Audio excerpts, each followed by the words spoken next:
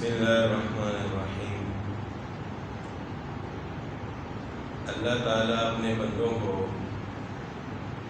نعمتیں اور خوشیاں عطا کر کے آزماتے ہیں، اور اسی طرح بیماری، پریشانی اور کاموں میں رکاوٹ ڈال کر بھی اللہ تعالیٰ اپنے بندوں کو آزماتے ہیں۔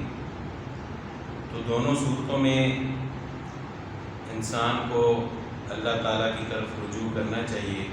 اگر کوئی خوشی نعمت ملے تو اس پر اللہ تعالیٰ کا شکر ادا کرنا چاہیے، اور اگر کوئی پریشانی، مصیبت، بیماری آئے، کوئی کام اچھے طریقے سے نہ ہو رہا ہو تو اس پر اللہ تعالیٰ سے دعا کرنی چاہیے اور اللہ تعالیٰ سے مانگنا چاہیے۔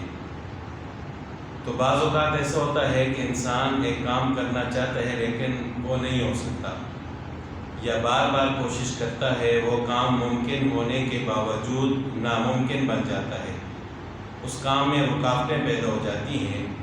تو اس وقت انسان کے دماغ میں مختلف قسم کے وسوسات پیدا ہوتے ہیں، پتہ نہیں کسی نے جادو کروا دیا ہے، پتہ نہیں میری قسمت خراب ہے، اور طرح طرح کے انسان اللہ تعالیٰ پر بھی گلے شکوے کرتا ہے۔ تو اس صورتحال میں ہمارے لیے آپ صلی اللہ علیہ وسلم کی سنت ہمارے لیے ہدایت کا راستہ ہے کہ ہمیں اس موقع پر کیا کرنا چاہیے۔ تو آپ علیہ الصلوۃ والسلام کا ارشاد ہے کہ ایک وظیفہ آپ صلی اللہ علیہ وسلم نے ارشاد فرمایا، اگر کوئی شخص اس کا اہتمام کرتا رہے، یعنی صرف پریشانی اور مصیبت میں نہیں، کام میں رکاوٹ ہوتے وقت نہیں، بلکہ ہر وقت اس کا معمول ہو کہ وہ صبح و شام اس وظیفے کو پڑھتا رہے، تو آپ صلی اللہ علیہ وسلم کا ارشاد ہے کہ جو شخص صبح و شام 7 مرتبہ ان کلمات کو پڑھے گا، اللہ تعالیٰ اس کے ہر ادھورے کام کو پورا فرما دیں گے۔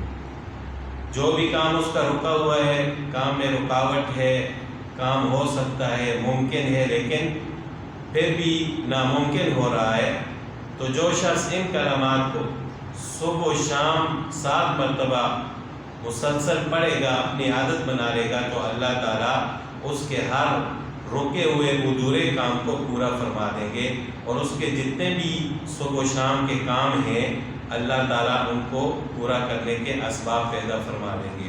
وہ کلمات کیا ہیں؟ حسبی اللہ لا الہ الا ہو علیہ توکلت وہو رب العرش العظیم۔ حسبی اللہ لا الہ الا ہو علیہ توکلت وہو رب العرش العظیم، یہ سورہ توبہ کی آخری آیت کا ایک حصہ ہے۔ تو وہاں قرآن پاک میں بھی آپ دیکھ سکتے ہیں۔ تو ان کلمات کو زبانی یاد کر لینا چاہیے اور صبح و شام ان کو پڑھنا چاہیے، تو اللہ تعالیٰ پر توکل کرنا چاہیے، تو اللہ تعالیٰ انسان کے کاموں کو خود پورا فرمائیں گے اور ان کاموں کے پورا ہونے کے لیے اسباب کو پیدا فرمائیں گے۔ اللہ تعالیٰ ہم سب کو عمل کریں۔